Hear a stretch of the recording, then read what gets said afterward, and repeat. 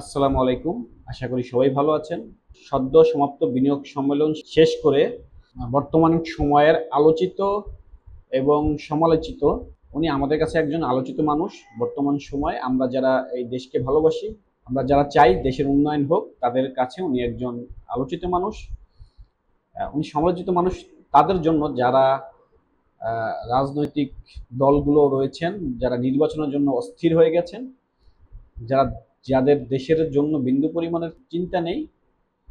আহ, বিগত সরকারের ফ্যাসিবাদের দোসর এরাই ব্যাপকভাবে তার সমালোচনা করছেন। আমরা দেখলাম বিভিন্ন টক শোতে, বিভিন্ন জায়গায়, বিভিন্ন ফেসবুকে। বিডার নির্বাহী চেয়ারম্যান চৌধুরী আশিক মাহমুদ উনি আজকে সংবাদ সম্মেলনে জানিয়েছেন ৩,১০০ কোটি টাকার বিনিয়োগের প্রস্তাব এই সম্মেলন থেকে এসেছেন।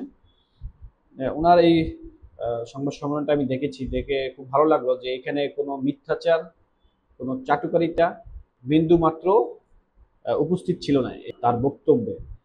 উনি খুব সাধারণভাবেই বলেছেন যে এই সামিটের যে বিনিয়োগ এসেছে বা এই যে সফলতা এসেছে সেটা এই সরকারের অবদান নয়, এটা বিগত দিনের যে আলোচনা, সেই আলোচনার ফলপ্রসূ হিসাবে এই এই সফলতা।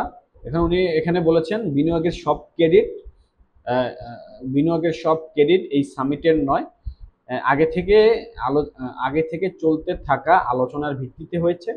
সামিটের খরচের বিষয়ে উনি যেই বক্তব্য দিয়েছেন সেটা আসলে আমাদের কাছে খুবই আশ্চর্যের বিষয়। এত বড় একটা সম্মেলন ওনারা আয়োজন করলেন, ওনারা কমপ্লিট করলেন এত বড় একটা সম্মেলন, যেখানে 50টি দেশের 415 জনের ডেলিগেট অংশ নিয়েছেন। এইখানে শুধুমাত্র এই 4 দিনে খরচ হয়েছে মাত্র 5 কোটি টাকা, যেখানে সরকারের খরচ হয়েছে 1.5 কোটি টাকা, আর বাকি 3.5 কোটি টাকা বিভিন্ন পার্টনারদের খরচ হয়েছে। এত বড় একটি সম্মেলনে যদি বিগত সরকারের আমলে হতো তাহলে হয়তো এখানে 400-500 কোটি টাকা ছাড়িয়ে যেত। তারা এই সুন্দর একটি বিনিয়োগ সম্মেলনের আয়োজন করেছেন, এটা সত্যি প্রশংসার দাবিদার। এখন দেখা যাক সামনের দিনগুলোতে কি ধরনের প্রভাব আমাদের দেশে পড়ে। আমরা অবশ্যই চাই এই প্রোগ্রামটা সফল হোক,